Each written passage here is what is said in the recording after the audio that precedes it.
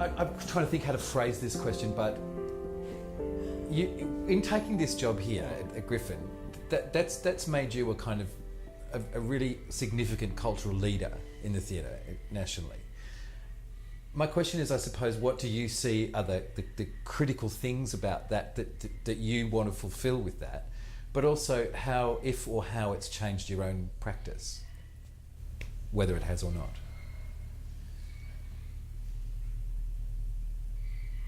When people talk about the crisis in leadership in this country, I take it personally as an artist, because I look at it as a failure of the artistic community to lead the country. I don't think the country can be led by our politicians anymore. I think we've got too much cynicism. And I think that our creative leaders around the country need to step up and be willing to get into it a lot more and not be pushed to the arts pages. Yeah. I think heading up the only company in the country dedicated to new Australian writing means that we have to be the company that's asking big questions about who's writing what, who gets to write, who gets to be produced, and what is the role of new writers in this country. And I think the interesting thing that's happening with the collapse of traditional journalistic models, from my point of view, it's opening up a whole world of new writers to the idea of creative expression. These journalists of this country are exceptional in the scheme of the world in their control of language and in the fierceness of their voices, and I'm just waiting for a couple of them to decide that maybe there's a play in that. Because they're turning to the idea that they are part of the clan of people who have a skill with language.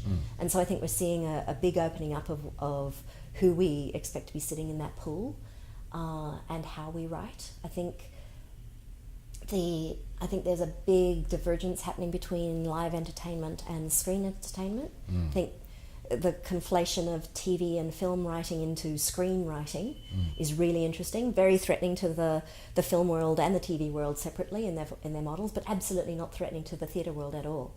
I think I see a convergence between, weirdly enough, AFL and Griffin, because I think they understand that the live event is astonishing, but often people can't get there, but they want to be there, so what can we give them that sits around that?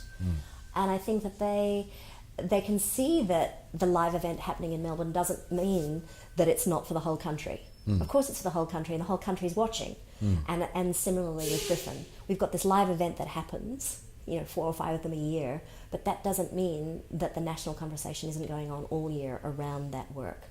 And personally, yes, it's completely changed my practice, because I used to have the luxury as a freelance of not having to speak about things if I didn't want to.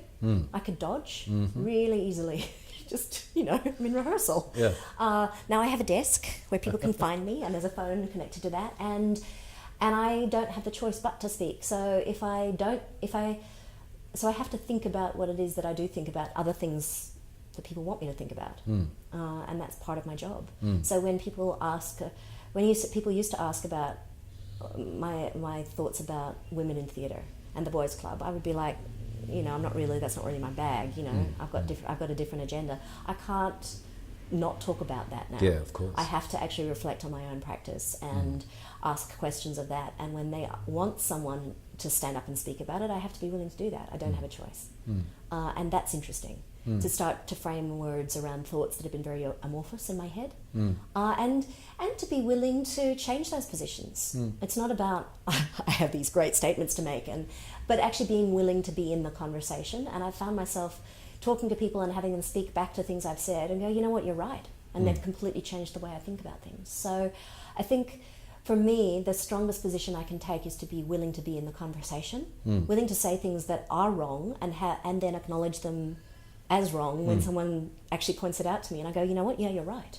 Because I think we've got too much of a culture of statement and not enough of conversation, genuine conversation, which has to have the possibility of change. Yes, of course. Why would you have a conversation with someone if you're not willing for there to be a third point, a consensus, if you like?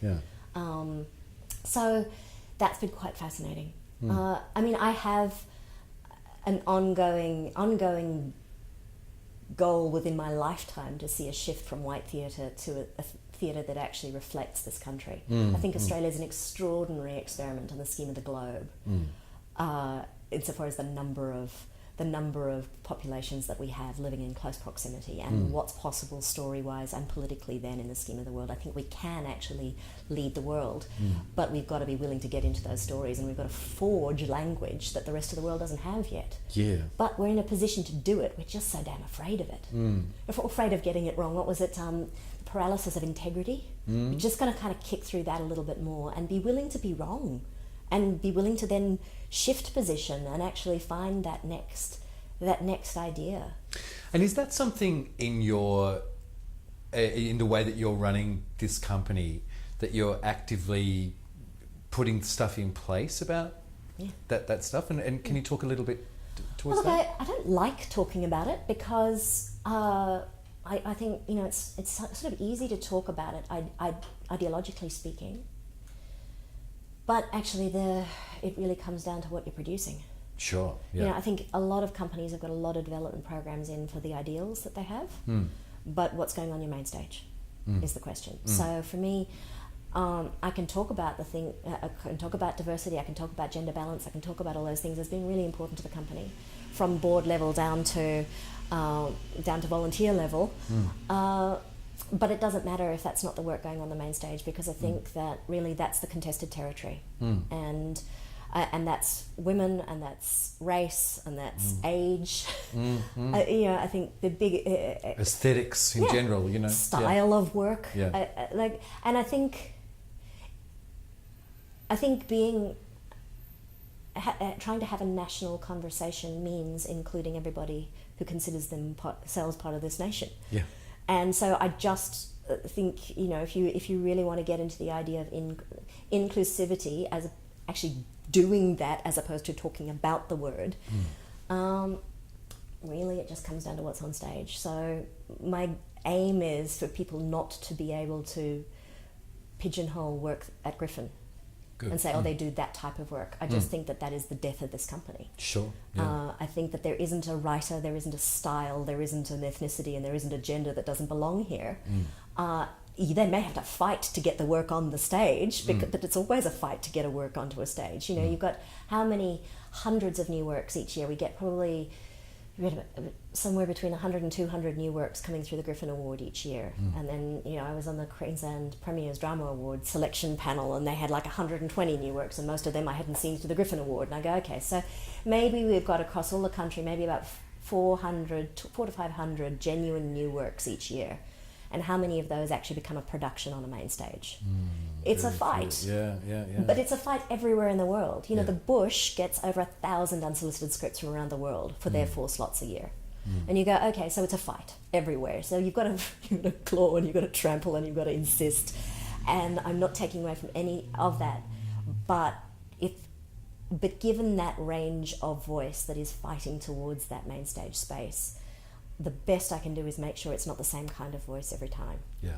Because I think that's what makes people feel shut out, if they can identify a pattern. Yeah, do you know what I mean? Then they go, oh, well, then I'm you not self-edit. that. Yes, I'm not that, so I'm not for that place. And I go, so that's what I'm aiming for, is no pattern at all. No, but again, it's that thing. How do you... when people looked at the first program, they were like, David Williamson? I was like, why not? You give me a good reason why. You know, one of our most successful writers doesn't appear on the Griffin stage. What? Because successful writers don't belong on the Griffin stage? Well, we've got a thing against success here.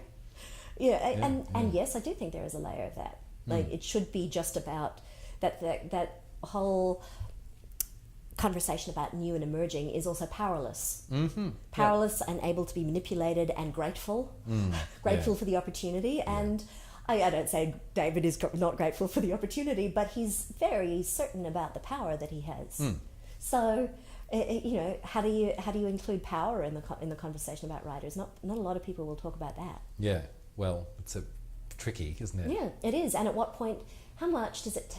How far along does a writer need to be to feel like they have the power to say no to a company? Or in any artist, really, actually. Yeah. It's not just writers, is it? It's really interesting how we're not necessarily building up those writers in the way that they used to be built up. Where's that next wave of really powerful writers who go, no, you're not doing my work if you're going to do it like that? It's really interesting.